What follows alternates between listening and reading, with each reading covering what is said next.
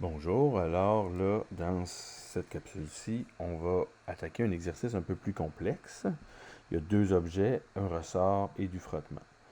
Euh, on n'inclut pas encore l'énergie de rotation de la poulie, ça viendra là plus tard. Pour ceux qui utilisent le Benson, là, c'est dans le chapitre 11, la France aussi. Pour ceux qui utilisent le Seguin, c'est dans les derniers chapitres là, où on inclut l'énergie cinétique de rotation. Dans cette playlist, dans deux exemples, là, probablement qu'on le fera. Inclure la masse de la poulie et l'énergie cinétique de rotation. Donc, la stratégie est toujours de développer l'équation là, de la conservation ou non de l'énergie. S'il y a un travail extérieur, comme du frottement ou des agents extérieurs, comme s'il y avait eu une force ici, là, une force extérieure, quelqu'un qui tire avec une corde ou quelque chose comme ça, c'eût été un travail qui venait de l'extérieur du système. Ici, il y aura seulement le frottement, dans ce cas-ci. Puis, on va développer les variations d'énergie potentielle, de gravité, de ressort et cinétique. Ici, puisqu'il y a deux objets, ben, il y aura deux termes de variation d'énergie potentielle et deux termes d'équation d'énergie cinétique, puis une pour le ressort. En termes de démarche sur le schéma, c'est toujours bon d'indiquer la situation initiale. Puis, un peu plus tard, ça va avoir bougé d'une certaine distance D. Puis, le bloc va se retrouver ici. Le bloc 2 va avoir descendu d'une même distance D. Ah, donc en termes de hauteur, on peut déjà écrire que le delta H du bloc de 4 kg vaut 0. Et le delta H du bloc de 2 kg vaut moins D. Hein? Son H final, si c'est 0, son H initial valait D. Final moins initial, delta H donne moins D. Il a tombé de D. D'accord? On pourrait aussi décider que initial, c'est 0. Et puis qu'à la fin, c'est moins D. Il faut juste être cohérent avec son choix d'axe. D'accord?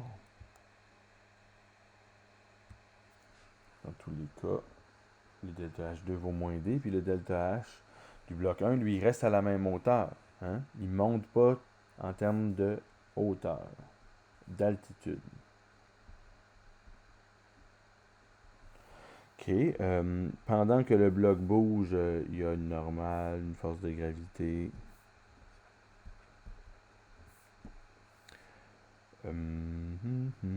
Ainsi que du frottement. Le frottement va faire un travail extérieur. On peut déterminer le frottement avec mu n et faire une analyse en Y sur l'objet de 4 kg. N moins mg égale MAY qui vaut 0. Donc on montre que la normale vaut mg ici. Donc le frottement vaut mu fois la masse de 4 kg fois g.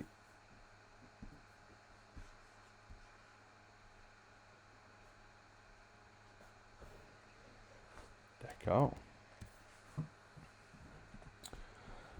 Et donc le travail du frottement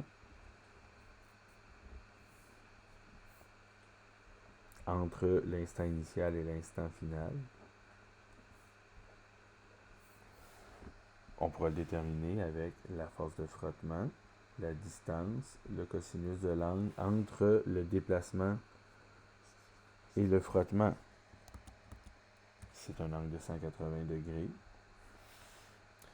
Et donc, moins mu mg et d, la masse de 4 kg ici. On pourrait même mettre 4 g et d.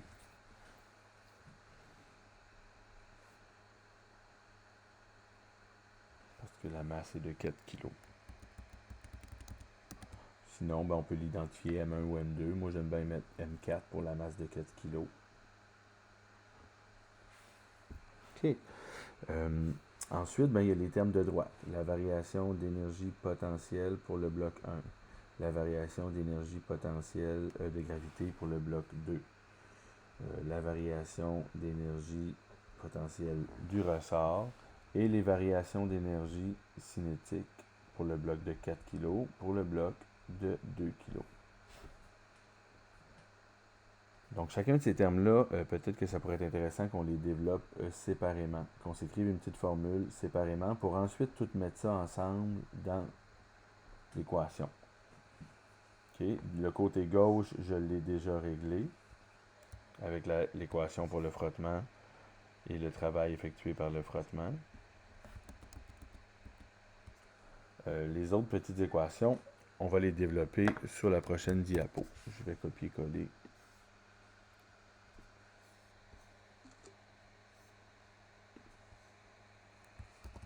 Sur la diapo ici. Donc, le premier terme.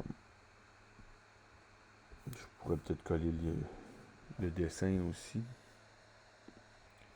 Remarquez que je développe l'équation pour le système, pour la situation, selon le contexte, et qu'ensuite, je vais m'en servir pour répondre et à la question A et à la question B. Une fois qu'on a développé l'équation avec chacun de ces 5 termes-là, on s'en sert pour répondre aux 2 questions. Donc, développer le modèle vaut peut-être 8 points sur 10, puis chacune des questions 1 point sur 10, là, disons, par exemple. Donc, le terme 1, la variation de l'énergie potentielle, c'est MGH final moins MGH initial pour le bloc 1. Disons que c'est le bloc de 4 kg. MGH final moins MGH initial, ça fait MG qu'on met en évidence, H final moins H initial. Et pour ce bloc-là, son delta H valait 0. Son énergie potentielle ne varie pas. Donc, ce terme-là vaut 0. Le terme 2, pour le delta H du bloc 2, de bloc de 2 kg, M2 fois G fois H final, moins M2 fois G fois H initial. On peut mettre en évidence le MG, puis là, on a H final moins H initial, hein, comme je viens de faire. Ça, c'est le delta H pour le bloc de 2 kg. Il tombe d'une distance D, lui. Donc, son delta H vaut moins D. On l'a dit tantôt, donc on a moins la masse de 2 kg fois G fois D. La distance duquel le bloc 1 s'est déplacé, c'est la même distance duquel le bloc 2 tombe. Et c'est aussi la même distance de laquelle le ressort s'étire. Si on regarde pour le troisième terme, l'énergie du ressort, l'énergie potentielle du ressort, l'équation, une demi, la constante de rappel du ressort, avec son étirement final au carré moins son étirement initial au carré. Là, dans le contexte, on a spécifié que le ressort était initialement à sa longueur naturelle, donc son étirement initial vaut 0. Et à la fin, il va être étiré. On aurait pu l'écrire ici pour le ressort. Son étirement final est égal à D, parce qu'au début, il n'était pas étiré, puis le bloc 4 bouge de D. Donc, on va avoir une demi-K, ou K sur 2, avec D au carré. Le terme 4 et le terme 5, c'est des termes de variation d'énergie cinétique. Donc, une demi M1 fois vitesse finale au carré moins vitesse initiale au carré. La masse de 4 kg pour la masse 1. Et celui de 2 kg, une demi, la masse de 2 kg, la vitesse finale au carré, moins la vitesse initiale au carré. Dans les deux cas, on était immobile au départ.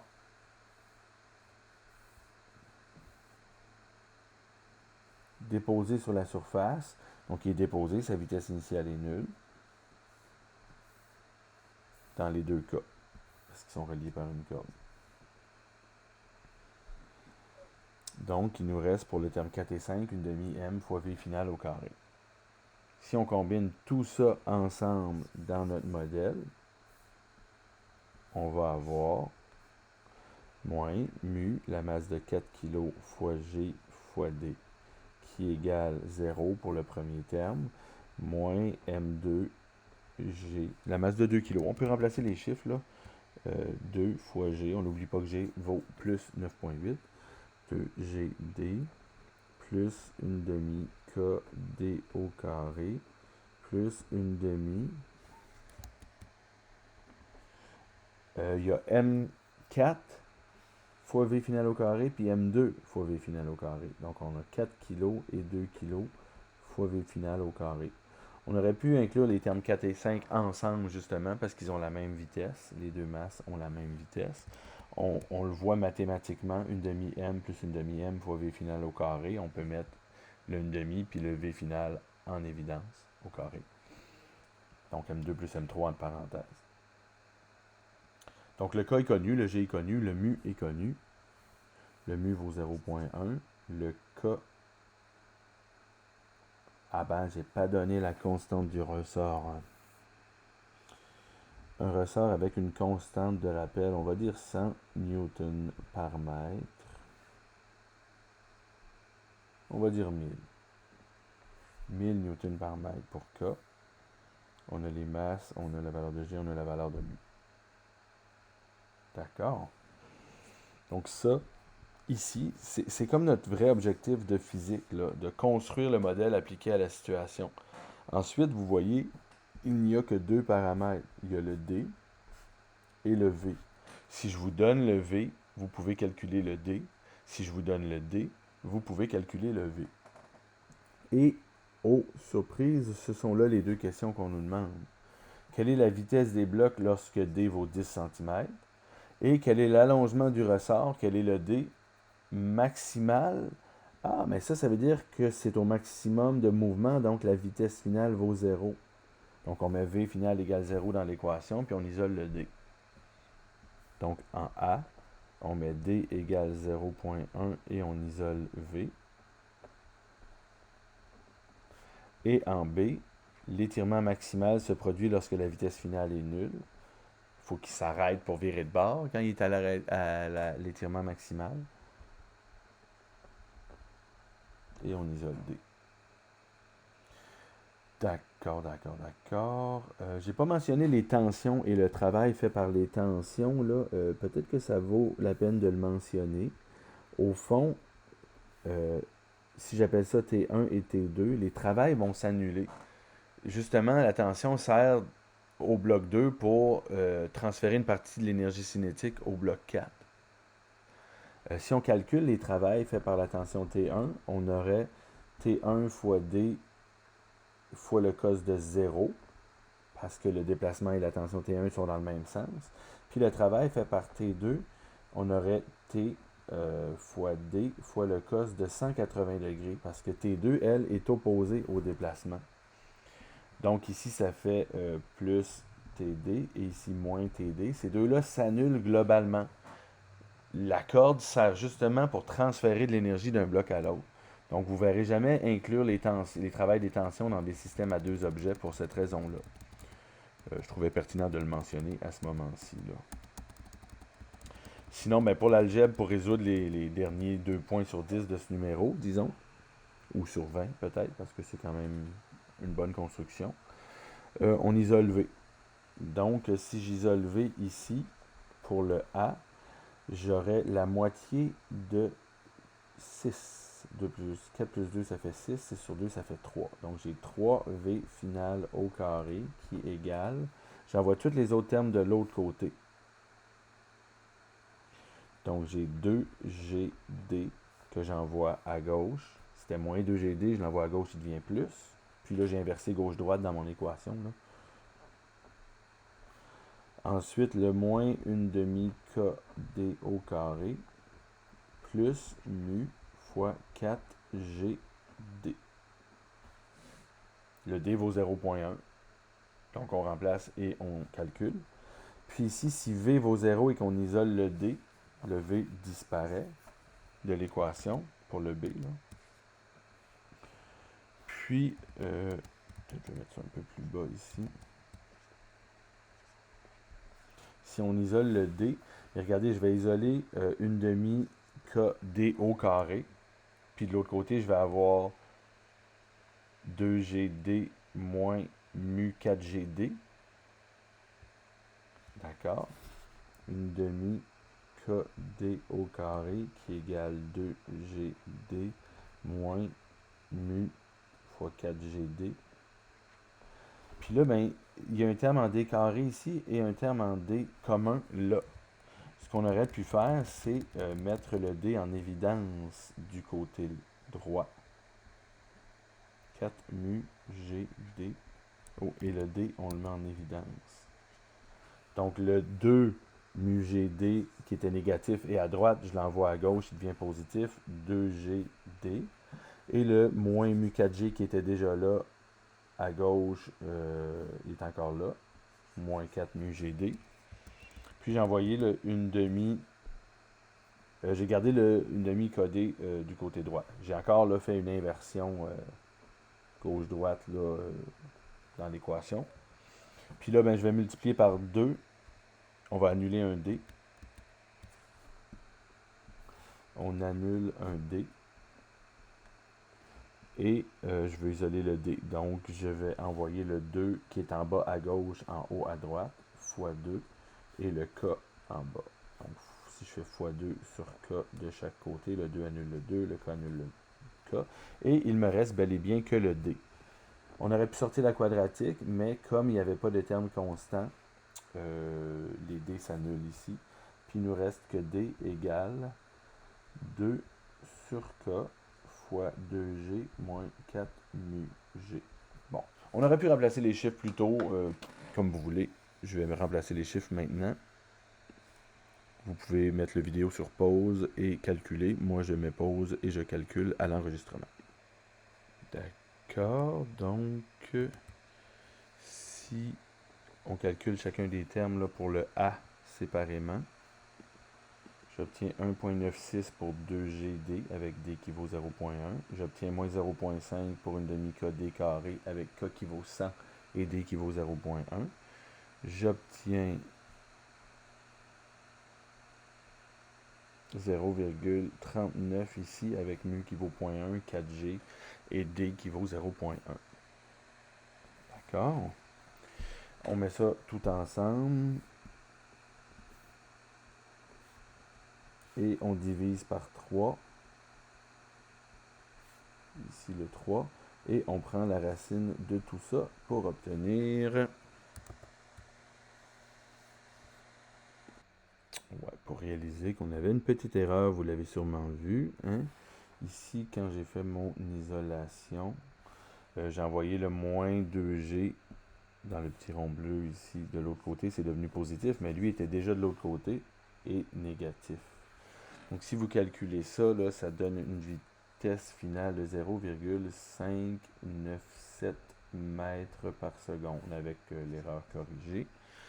Je double vérifie. Puis si vous remarquez des erreurs, vous pouvez toujours m'écrire en commentaire. Hein? Puis si vous cherchez de l'aide avec vos exercices aussi, vous pouvez m'écrire. L'adresse est écrite dans le bas des commentaires, dans le bas du vidéo. OK.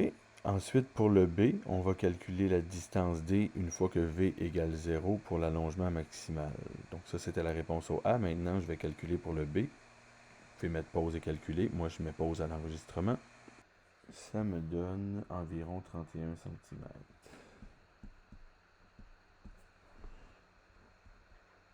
0,31 mètres. Qui est plus grand que le D qu'on avait tout à l'heure. Attention, hein, le mu vaut 0,1 et le D vaut 10 cm, donc 0,1 mètre aussi. Et voilà pour cet exemple que nous avons résolu en appliquant la démarche de résolution propre à la conservation de l'énergie. Dès qu'il y a un ressort, on n'a aucun choix. Si vous préférez quand même faire la dynamique, s'il n'y a pas de ressort, vous pouvez, mais en général, c'est plus long que d'appliquer la conservation de l'énergie. D'accord? Donc, nos deux réponses ici. Et voilà pour cet exemple. Là, dans le prochain, on pourra inclure le roulement. Je pense déjà, vous aurez des numéros similaires ou un peu différents avec le plan incliné. Moi, j'ai fait des exemples un peu différents, là, mais bon, j'ai pas mis de plan incliné ici. On aurait pu combiner là, un numéro avec un plan incliné comme ça et une poulie et un deuxième bloc ici, là, avec un ressort et tout, la totale, quoi. C'est possible. Il y en a sûrement dans vos exercices. Je rappelle que si vous avez besoin d'aide avec vos exercices, vous pouvez toujours m'écrire un courriel, puis on peut se faire un rendez-vous dans Meet, là.